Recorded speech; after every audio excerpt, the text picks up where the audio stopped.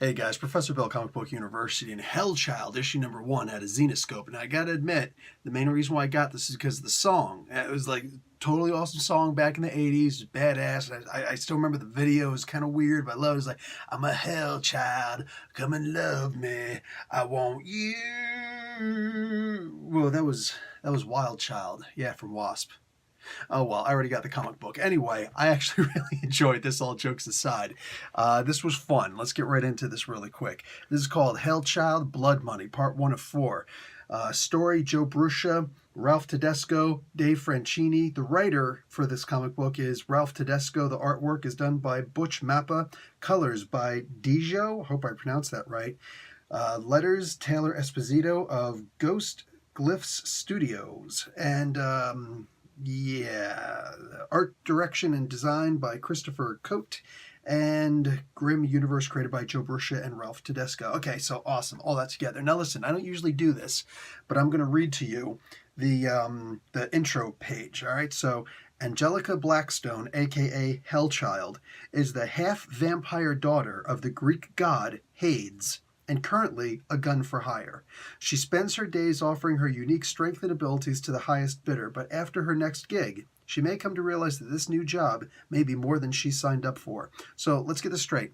She is the daughter of Pluto, Hades more specifically, and Hades got down and dirty with a vampire, and she was the result. So she's a demigod Damphir. Dude, I don't know who thought this up, but God bless you. This is probably one of the greatest origin stories I could ever possibly have imagined being created in a comic book. Like, oh my God, if this doesn't become a full-length novel and potentially a book, somebody at frickin' Zenoscope is doing something incredibly wrong. Holy crap, that is the greatest idea for a character probably ever. Did the comic book live up to it? No. No, unfortunately, it did not. Look, I didn't dislike the comic book at all. Not at all. The problem is you really need issue number 2 in order to really get into this character, if they actually do a good job in issue number 2, because issue 2 hasn't come out yet. Yeah. Basically, there's like 6 characters who you're learning their names, and they're talking to each other, and they're like, oh my God, hey, like, what's up? And I hate Valley people, okay? If you're a Valley girl, Valley person, F you. All right? I don't want you on my channel. I'm joking. I can totally mess around. I'm taking that a little bit too far. But, like, real talk, I can't stand that voice. I didn't like 90210 specifically for that reason. And all those weird Aaron Spelling shows, they were freaking weird. All right? I like the Vampire the Masquerade show that he put out. Too bad it didn't go too long, but that's not the point. All right? Look. They sounded like a bunch of freaking Valley girls. All 6 of them. Half of them were guys. They all sounded like freaking Valley girls. Could not stomach it. I'm like, dude, this is ridiculous. Oh, it gets worse. Apparently, these are also people who are involved with some kind of a mafioso type thing. This is actually in LA, all right? And there's just, like, somehow they're involved in some deep stuff, like one of them's banging the other in the bedroom, and they had some what are those, the Molly, whatever that is, ecstasy, and the guy wakes up and the chick overdosed, so he's partially responsible for her death. She's the other person responsible for it because derf. He winds up shooting one of the other girls who's like, I'm going to call the police. Like, no, we can't call the police because, like, the main guy is going to kill us.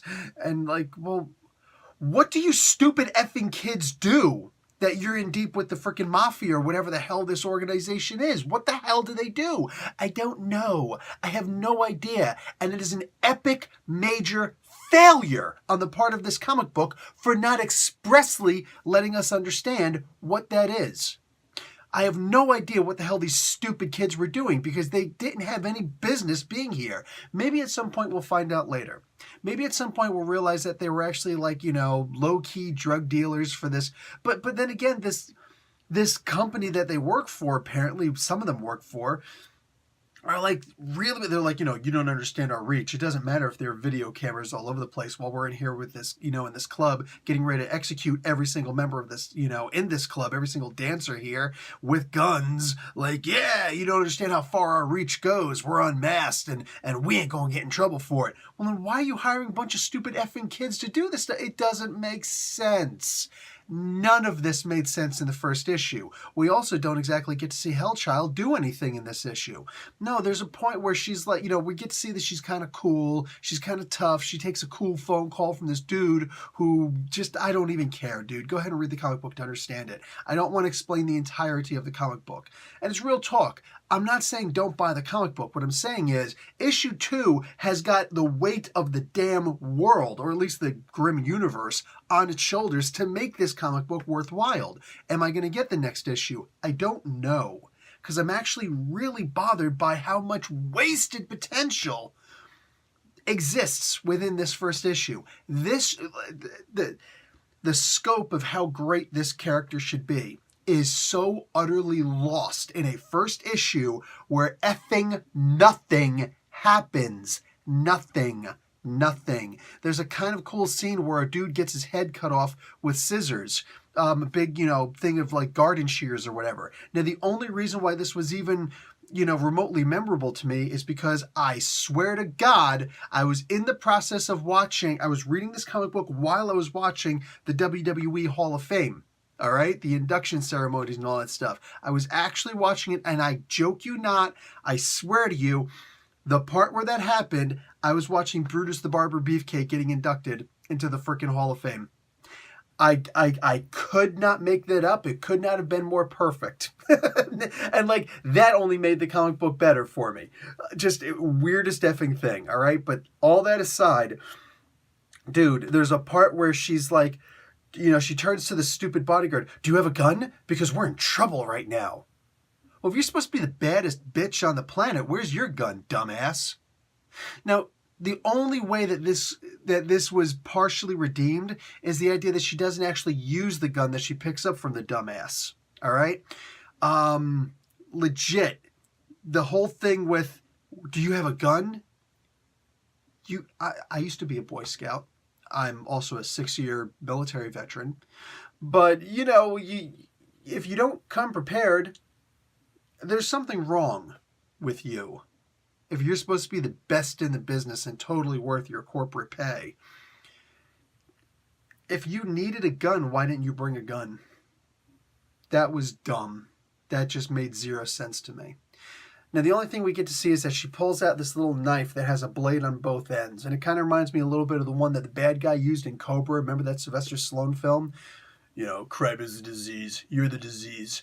I'm the cure. Hangs up on the dude in the grocery store. Yeah, stuff like that. The crime is a disease thing was actually from the poster. Look, the point is, she pulls out this blade. It's a cool looking blade. And then when she pulls it around her back, it's a gigantic freaking sword. Like this big, like double butterfly swords with, cool, sick designs on it. And it's like, that does not look like it's balanced properly. I've seen Klingon weapons that are less awkward than that. But in her hands, I imagine it's going to be pretty deadly. Look, the best part about this comic book, open up the cover, this part right here. It's the absolute best part of the comic book. What's the second best part about the comic book? Close the comic book right up in the front. This is a gorgeous cover. So literally, I could rip off the front of this comic book, the front cover, and both sides of the comic book are the best part about the comic book. Everything inside of it really falls short. Not majorly, but enough that I'm mad that this could have been this should have been, this deserved to have been so much better. This is actually, and I hate saying this because I really want to get into the grim universe, this is an epic failure of a first issue. Because for a character design that is this amazing,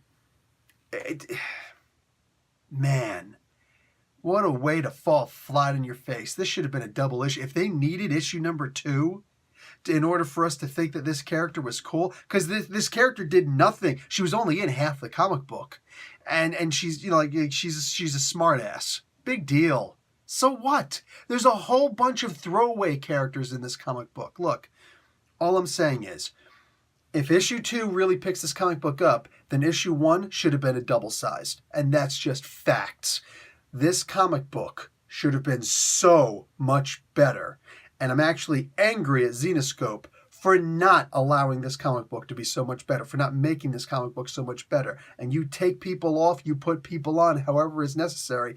This is one of the greatest character designs I've ever seen in the comic books. Truth. All right? So why the Hellchild did this comic book just fall so damn flat for me? I'm hoping that I can care enough in a month to get issue 2 and give it another chance. Maybe read the whole thing. Maybe read, all 4 issues. But man, I am really highly disappointed in this issue. Anyway, guys, maybe, I don't know if these guys, I think Zenescope does trade paperbacks. We'll see. I'm trying to break into the Zenescope universe, the Grimm universe specifically for Zenescope comics. This, what a disappointment. Anyway, guys, Professor Bill, Comic Book University, class dismissed.